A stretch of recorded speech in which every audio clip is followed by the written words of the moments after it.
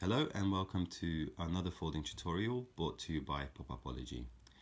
In this video I'll be showing you how to fold the Eiffel Tower design available online as part of my Origamic architecture pop-up greeting card range. So once you have downloaded your file and cut your piece, either mechanically or by hand, you should end up with something that looks like this. Obviously, if you hand cut something, it will be slightly less neat, but then again, you'll have a very personal finish, which you can still deploy, just depending on your cutting skills. But again, it's really worth just kind of taking care over that stage as well if you are cutting by hand. So once you've reached the stage where you start the folding process, we do what we normally do by just establishing a gentle crease at the base of our design, which is the spine of the card.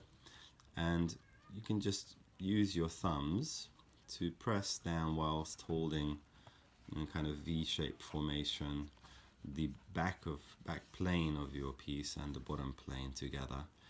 And with a couple of free digits that you can see just the silhouettes of in the center here, you just want to press forward your general shape, the first generation of fold, as it were. And as you can see, it comes out pretty easily. At this stage, you're working with the paper, and it wants to kind of go where you show it to go. So where you kind of will it to bend. Because these fold lines are actually composed of perforations, it gives you a slightly better chance of weakening those sections enough for your piece to fold out in space towards you. So once you have a shallow degree of fold on the first tier of fold, the base of the tower, then you can progress to the second tier, which again you just want to concentrate by kind of holding down on this second kind of spine, as it were, just supporting that. Just very simply push your tower shape forward again. And really this is the part where you want to just take a bit of care by just trying to hold on to the back plane in unison and trying to kind of push it forward under some tension. So you just want to feel a bit of tension across the sheet, across the paper itself, and just bring it forward.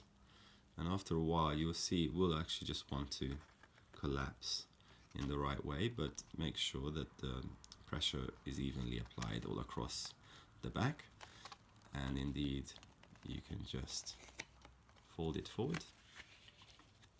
And all that really remains is to just establish these creases further by pressing down on them from the top, and voila, we should have a fully working crisp pop-up, as you can see here, with the light really showing up all the shapes. And really all that remains is your own personalization or decoration, if you wish, and of course to cover this back section where we have a void that is left by our volume pop-up shape. And I tend to use a color transparency for this, just because it gives us some really beautiful results in terms of kind of luminous color play and shadow play, as you can see here. I think it's probably the nicest way to go, but you can choose any stock you like. All I would say is it's recommended to use a stock that's different from your front kind of color configuration. So just to add some contrast, go for a darker or a colored sheet. And of course, this being a kind of love theme, as it were, it's worthwhile also thinking about introducing some typography into our design, which we can kind of do by using a stencil font. And again, you can just literally use the effect of the light to achieve some really interesting shadow plays that really kind of make the text jump forward, as you can see here. And literally, if you just use a different color transparency, you get a radically different result. So if you go for something like a red colored transparency, you can see again it's almost luminous, and if I hold it up against the light, well, you get an idea of just how effective it can be. I certainly like this range of transparency papers, which you can get online or in your craft shops.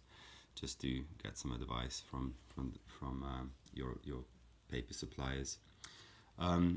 So please experiment and do share your results online on all of my social media, and hope you have fun, and happy Valentine's Day. Hope to see you again soon for the next tutorial. Thanks again for watching. Goodbye.